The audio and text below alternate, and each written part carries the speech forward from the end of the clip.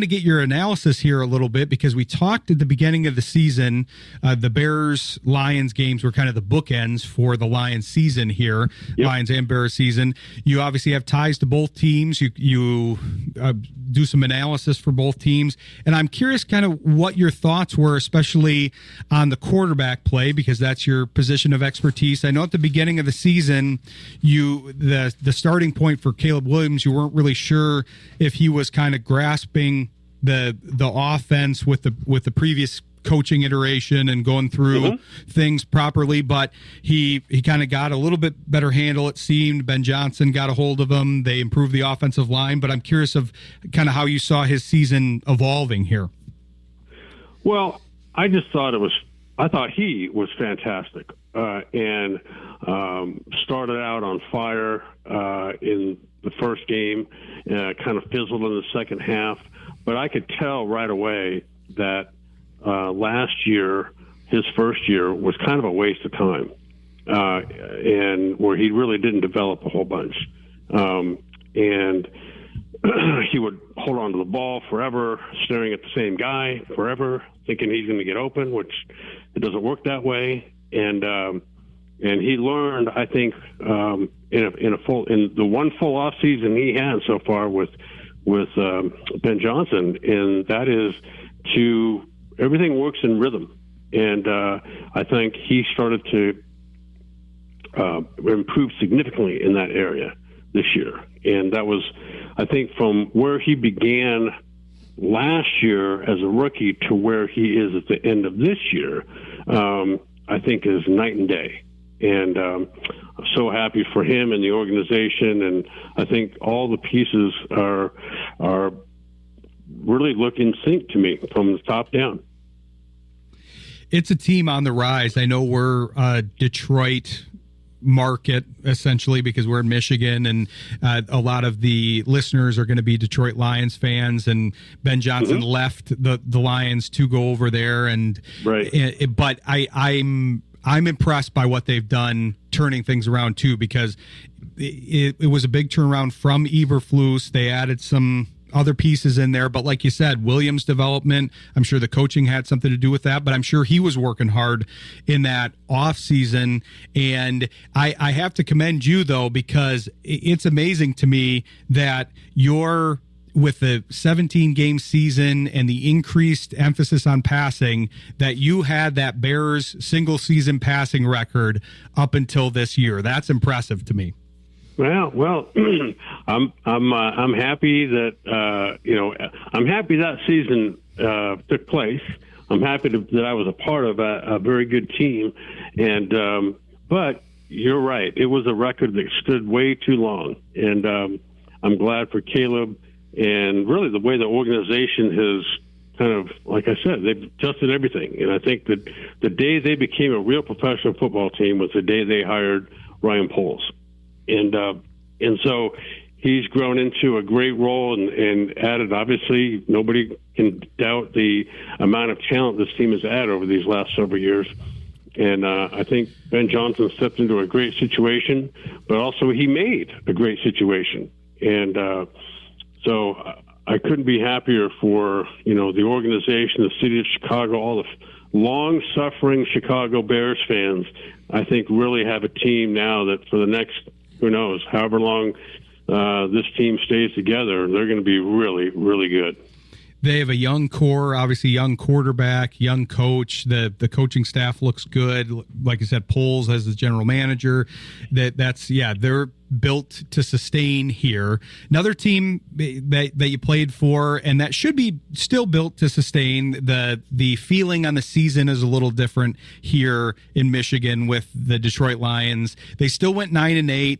They obviously didn't live up to the expectations that they had set for themselves at the beginning of the season. But I'm curious what you thought of their season, and then specifically Jared Goff's play, because he's a guy that often gets lost in the shuffle, but still had a very successful year by several metrics.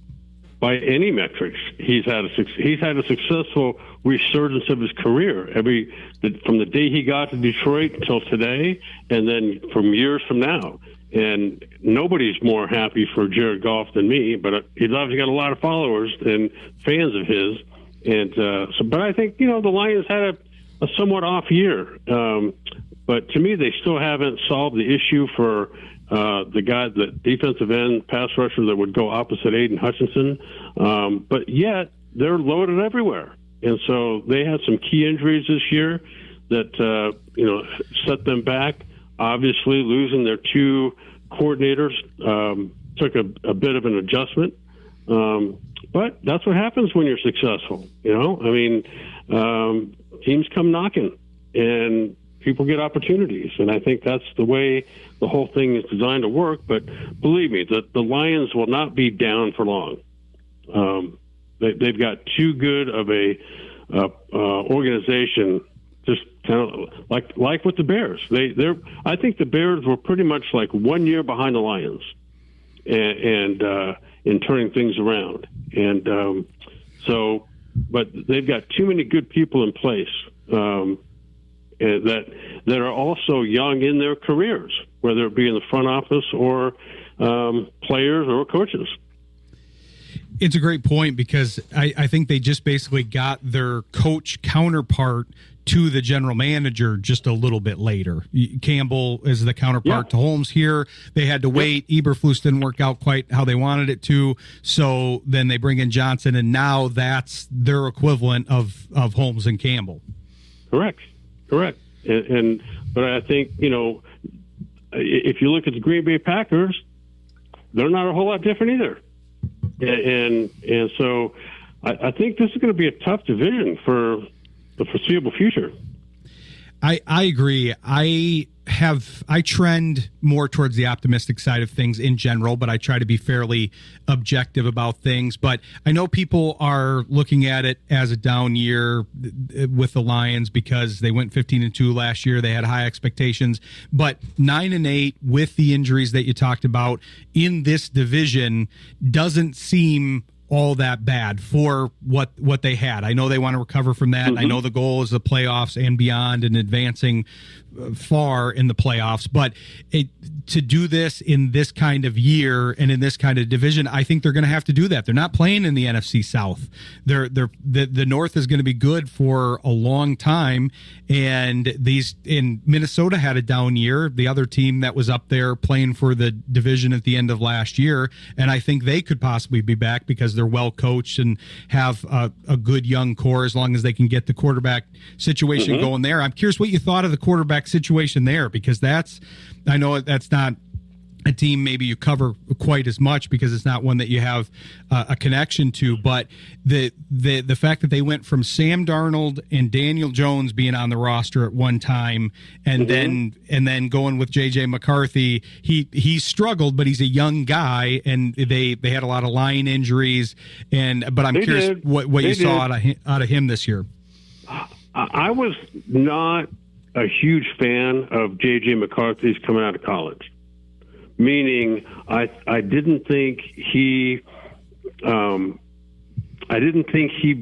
played the game with enough rhythm in his drop back and progressions. Everything he wants to throw is hard, and that's just, to me, not the way to go about it. And early with anticipation and moving defenders around and manipulating the defense and those types of things that I think McCarthy is a little bit behind the curve on. Not that he won't get there eventually, but I think we all see the drastic difference between Sam Darnold last year and J.J. McCarthy this year. That's an interesting observation. That's not one that I've heard much, because he had the reputation of being a very cerebral quarterback coming out of college. But I think that was more from like a storyline standpoint, because he'd be at the goalpost stanchion doing the meditation and trying to visualize everything. But that's different, as you know better than anybody, than actually doing that on the field and, like you said, moving people around with your eyes and going through and actually mastering that on the field. Those are two very different concepts. Yeah, I think there's, and I'm just talking about the way he moves around and his throwing motion and that sort of thing. It's if you match up him and Sam Darnold, they're not even close. And Sam, to me, plays the game now, and it doesn't matter what team he's playing for, that he moves with his feet and eyes in sync wherever he goes. He looks people off. He's accurate. He throws with anticipation. I can't say those same things about J.J. McCarthy today. I see that. And Darnold obviously kind of had a slow start. He was part of the Jets organization, and that has been a tough start for several quarterbacks in the recent era here. But I do think... Here's my thought. Go ahead. Yes, he started with the Jets, and let's just say he got... he was in a bad coaching situation there. I don't even remember who the head coach was that was there when he was there. But eventually he worked his way over to San Francisco with Kyle Shanahan. And that's where I think Sam Darnold learned how to play football. And then obviously keeping it going with Kevin O'Connell. And, that's, and then where he's at today with Seattle, they run a very similar offense. And so, that's why I think, coaching does matter, and it's, when you're a position player, it's very helpful to have, I'm sure that J.J. McCarthy learned quite a bit sitting behind Sam Darnold for a year. But when you've got a coach that's there that can, collaborate with you and help you see things and start to direct the game around, that's even better. I guess the two work hand in hand, because eventually you got to play. But you also have to take it upon yourself to take everything you've been taught and apply that to what you're doing. And I'll give you an example, like to get off of J.J. McCarthy for a second and back onto Caleb Williams.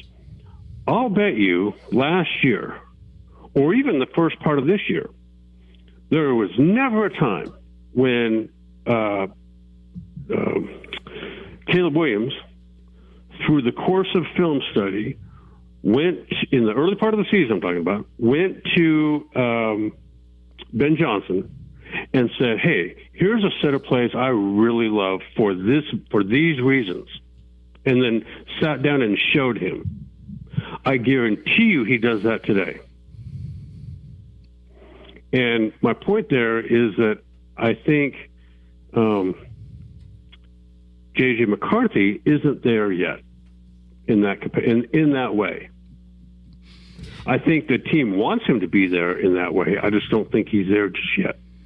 And these quarterbacks and players evolve at different rates and all of that too. Correct. So that's part of it. But to answer what you were saying earlier about Darnold, he was one of, I think there's several quarterbacks like this that kind of did evolve a little slower, especially with a quarterback change, or a coaching change rather, early on, because he had Bowles his first year with the Jets. He was with Todd Bowles, and then Adam Gase his second year. So to your point, then he ended up playing for better offensive coaches, Shanahan, and then O'Connell too. So yeah, that stuff does matter. But that's a great analysis of the pertinent. I guess we didn't cover Love, but we can do that another time. But kind of an NFC North quarterback roundup, because it's going to be a good division and it's going to be competitive, and they're going to have to all deal with that. So it's going to be fun to watch, especially your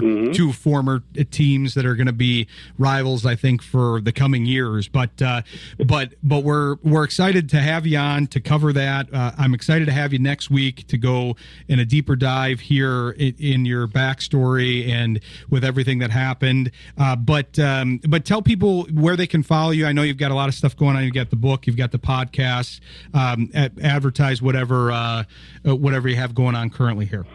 Okay, great. So the book is called The Ultimate Comeback. It can be found on Amazon. And I'm actually probably within a week or so, I'll have the audio version of it up as well. And then the podcast, which is called The Quarterback and the Con Artist, can be heard on anywhere you hear podcasts. So iHeart, not iTunes, iHeart, and Apple Podcasts, Apple, Spotify, yeah, all of it. Spotify, all of it. Yep. I can't recommend both of those enough. I've read the book. I read the book cover to cover very quickly once I picked it up in about a 48-hour span, and kind of same with the podcast. I went through that quickly once I got going. So we'll talk more about kind of the subject matters of the podcast and the book with Erik next week. And we really appreciate you joining the show and look forward to talking to you next week. You got it. My pleasure as well. Thanks. Okay, take care. Thanks, Erik. You too. Talk to you next week. Okay. You bet.